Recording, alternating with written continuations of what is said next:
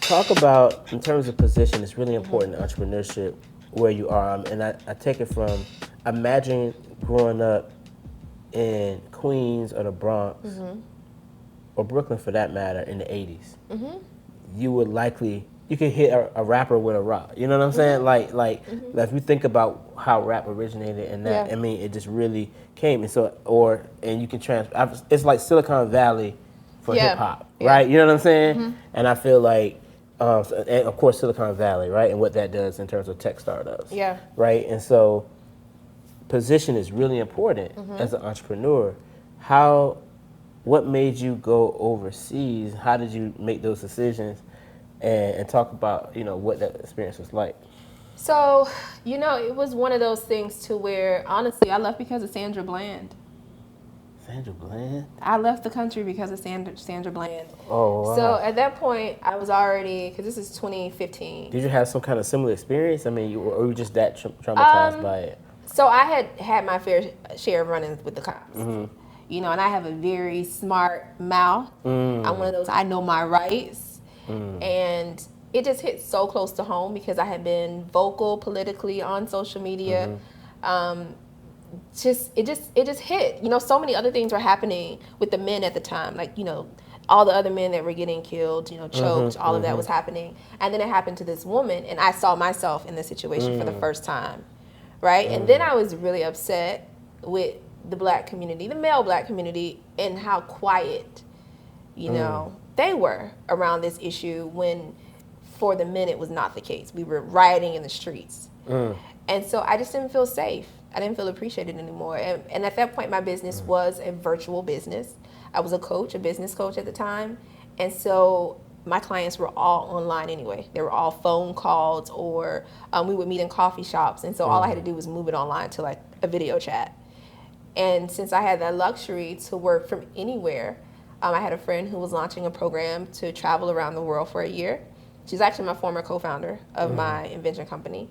And she was taking people around the world in my wonder year. And it just was a perfect opportunity for me to take my daughter and myself to travel for a year with a group of people that we knew in a very protected state. And get to see the world at the same time. So I had traveled before. I had taken my daughter out of the country before, but never far away for such a long extended period of time.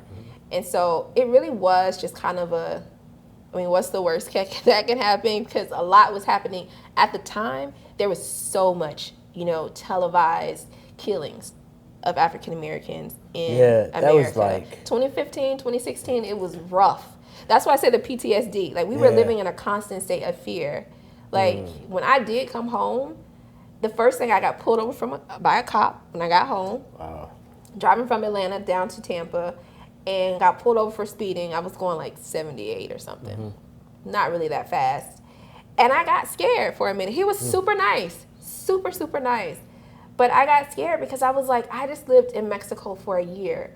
How horrible would it be for me to come home and get shot to death within the first 2 weeks of being back in the United States after being gone for 2 years? I was like, I lived in Medellin. I lived in Mexico. I come home, and on 75 is where I lose my life. Right? And so that all kind of ties into it. But I left because the opportunity was there, and I wanted to, I needed to get away. I needed a mental health break from the U.S. So in terms of position. Yeah. That's why I came back. You came back because you wanted, what? To grow my company. You felt like you couldn't grow it there? No. Really? No. The ecosystem is different. It's a vacation ecosystem. So their business is tourism. Yeah. Right. And most of the people there, even the entrepreneurs, are living a laptop lifestyle, life. And so like they're just working 2-3 hours a day on their laptop and they're calling it a day. And that was cool for the time being. And then when I realized I wanted to have something bigger, I needed to have the right connections. Tampa was the obvious choice, being the consumer product hub of the U.S. This is where you talk about positioning. Yes. Everything's here. QVC, HSN, as seen on TV, Amazon. They're all located in St. Pete, Clearwater, and Tampa. Yep. And all of the TV personalities from the infomercials and commercials, they all live here. Wow. Sarah Blakely, founder of Spanx, is actually from Clearwater. Her mother lives there. She spends a lot of time here. And so all of the connections that I needed to grow an invention company, a consumer product company, was right here in Tampa. And so that's why I moved home. And within the first month, I had meetings with all of them. Really?